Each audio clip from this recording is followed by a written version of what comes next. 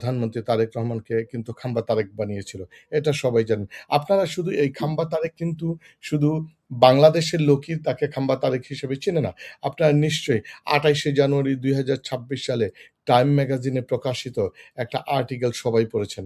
সম্ভবত সেই আর্টিকেলটার নাম ছিল এমন বাংলাদেশ প্রডি প্রডিগাল সন এরকম একটা কথা ছিল। যেখানে তারেক রহমানকে সরাসরি তার লেখক, এই আর্টিকেল লেখক সরাসরি বলেছে জনাব তারেক রহমানকে খাম্বা তারেক, অর্থাৎ বিদেশিদের চোখেও খাম্বা। আমরা যে বিদ্যুতের যে সমস্যাটা বিগত গভর্নমেন্টের সময় একটা সাস্টেইনেবল লেভেলে মোটামুটি ছিল। সমস্যা ছিল না, আমি এই কথাটা বলতে চাচ্ছি না। ওই সময় ছিল, ওই সময় লোডশেডিং ছিল, কম ছিল না। এবং এই যে ইন্টারিম গভর্নমেন্টের সময় মোটামুটি একটা সহনীয় পর্যায়ে ছিল। বিদ্যুতের সমস্যা ছিল সবসময়ই। বিদ্যুৎ এমনটা ছিল না যে নিরবিচ্ছিন্ন কখনোই আপনি, আমি, জাহাঙ্গীর ভাই থেকে শুরু করে এই দর্শক যারা দেখতেছেন কেউ বলতে পারবে না যে ২৪ ঘন্টা নিরবিচ্ছিন্ন বিদ্যুৎ পেয়েছে। Not at all. তাহলে এই বিদ্যুৎ সমস্যার কেন স্থায়ী সমাধান হয় না? এই বিদ্যুৎ নিয়ে কি কখনো একেবারে একটা ওয়েল রিসার্চ হয়েছে, ডকুমেন্টেড হয়েছে? ইভেন প্রয়োজনে বাহির থেকে এক্সপার্ট নিয়ে সমস্যার সমাধানের ব্যবস্থা করা হয়েছে। বুয়েট থেকে এক্সপার্ট ডাকা হয়েছে। আপনি উত্তরগুলো যদি খোঁজার চেষ্টা করেন, কখনোই হয়নি। বরং এগুলোকে পুঁজি করে এই সমস্যাগুলোকে জিইয়ে রাখা হয়েছে। এই সমস্যাগুলোকে জিইয়ে রাখা হয়েছে। এগুলো কখনো স্থায়ী সমাধান হবে না। কারণ এগুলোর যদি স্থায়ী সমাধান হয়ে যায়, তাহলে এখানে যে দুর্নীতি, এখানে যে পয়সা কামানোর যে ধান্দা, এগুলো চিরতরে বন্ধ হয়ে যাবে। এটা কখনো বাংলাদেশ যতদিন বেঁচে থাকবে, বিদ্যুতের সমস্যা ততদিন থাকবে। বাংলাদেশ যতদিন বেঁচে থাকবে বিদ্যুতের সমস্যা, গ্যাসের সমস্যা, রাস্তা কাটাকাটি এই সমস্যা থেকেই থাকবে। আপনি ইংল্যান্ডের রাস্তার দিকে তাকান, তারা গত ৫০-১০০ বছরেও রাস্তা মেরামতের কাজ করে না। বিদ্যুতের এখানে খুঁটি, এখানে ওই যে কাটাকাটি এর কাজ করতে হয় না। তারা স্থায়ী সমাধান। তাহলে আমি যদি মানে give an example, আমরা যদি এই ইউকের যে ইলেকট্রিসিটি, গ্যাস অ্যান্ড ইলেকট্রিসিটি এক্সপার্টকে যদি বাংলাদেশে এন্টারটেইন করতে পারি, তাদেরকে যদি বলতে পারি যে, "দেখো আমার দেশের এই পরিমাণ জনবহুল, এই পরিমাণ জনবসতি দেশ, ইত্যাদি, ইত্যাদি এই সমস্যাগুলো রয়েছে। এই সমস্যা প্রেক্ষিতে আমরা বিদ্যুতের স্থায়ী সমাধান কি? কখনো কি দেখেছেন? বা আপনি জাতিসংঘের তত্ত্বাবধানে কোনো এক্সপার্ট টিমকে ডেকেছেন? ডাকেন নাই। কারণ আপনি এটার এই সমাধান করতে চান না।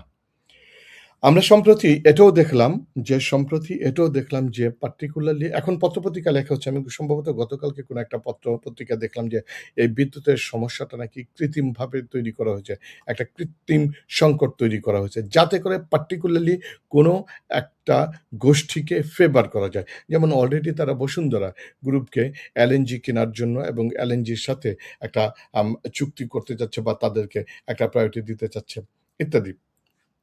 এখন দেখেন যে বিদ্যুতের এ এ যে সমস্যা, আজকে আমরা যে বিদ্যুৎ মন্ত্রী যাকে নিয়োগ করা হয়েছে, এই বিদ্যুৎ মন্ত্রী অনেকেই বলে থাকে উনি এক্সপার্ট, কারণ যেহেতু উনি বিগত দিনে এই বিদ্যুৎ প্রতিমন্ত্রী ছিল।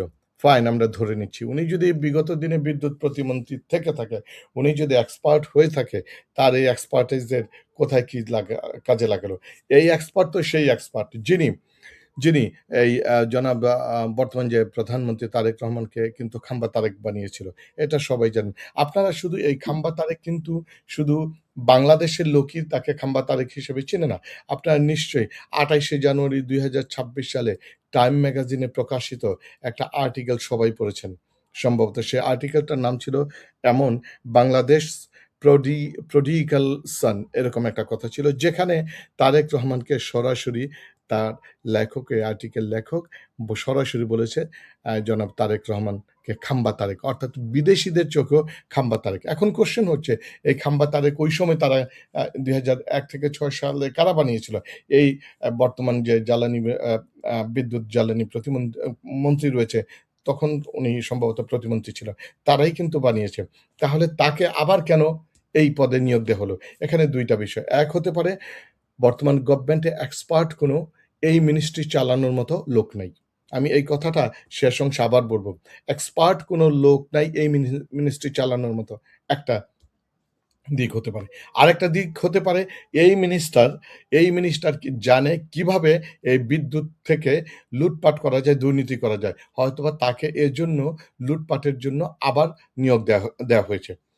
দেখেন বিদ্যুৎ নিয়ে যে অনিয়ম দুর্নীতি এটা অতীতেও কম হয়নি। এখনো হয়েছে, এখন সামনে হবে। তাহলে এই বিদ্যুতের কি স্থায়ী সমাধান হবে না? স্থায়ী সমাধান জরুরি।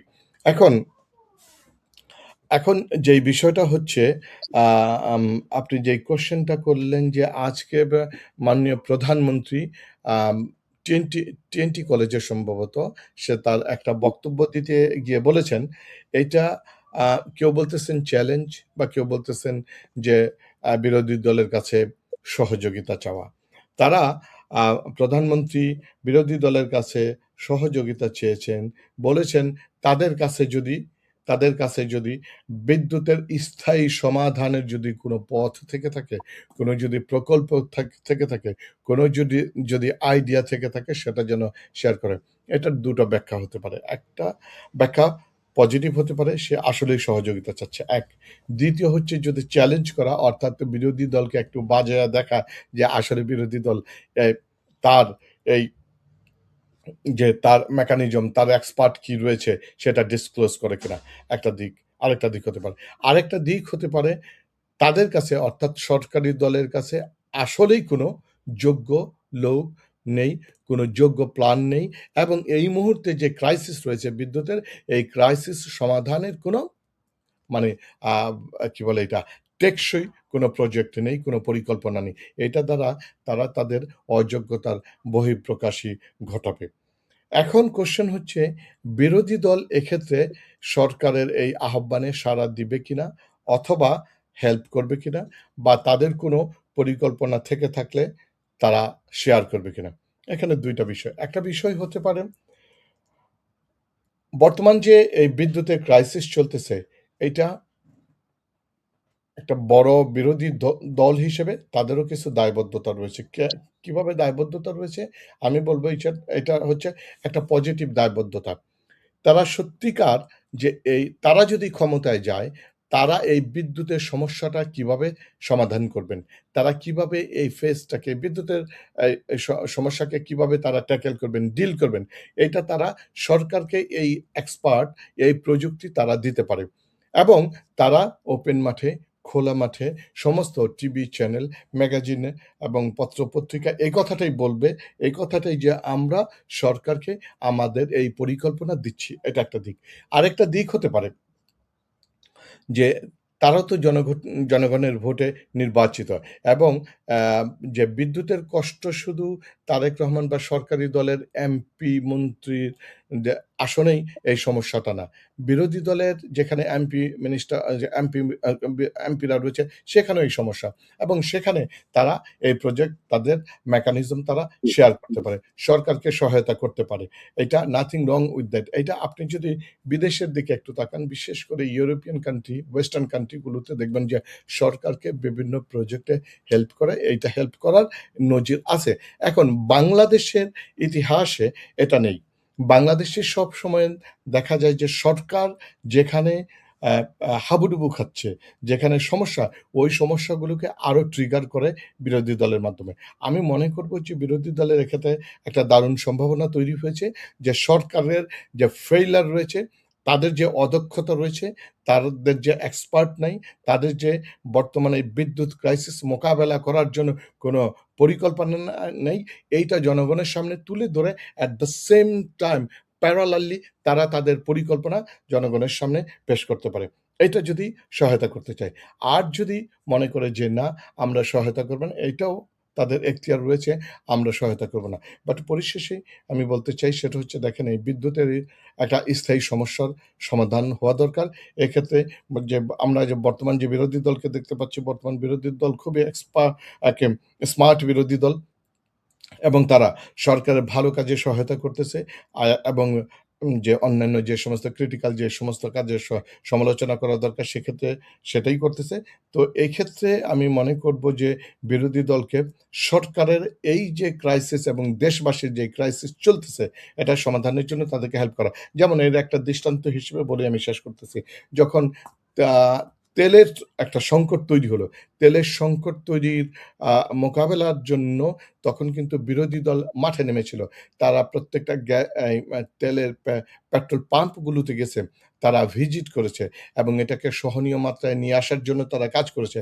Why not? এই বিদ্যুতের ক্ষেত্রেও এভাবেই তারা কাজ করুক এবং সহায়তা করে জাতিকে এই দুর্বিষহ থেকে আপনি দেখেন হসপিটালগুলো, হসপিটাল আ থেকে শুরু করে বাসাবাড়ির প্রত্যেকটা জায়গায় ছোট, ছোট বাচ্চা এবং যারা স্কুলগামী রয়েছে তাদের পড়ালেখা, অসুস্থ এবং হসপিটাল সব ক্ষেত্রে বিদ্যুতের কিন্তু একটা ইমপ্যাক্ট পড়তেছে।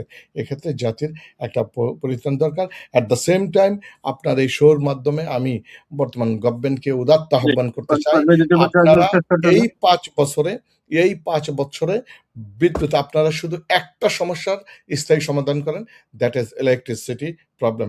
আপনারা বাংলাদেশের বিদ্যুতের একটা স্থায়ী সমাধান করে দিয়ে যান। আপনাদেরকে জাতি খুব দারুণভাবে মনে রাখবে।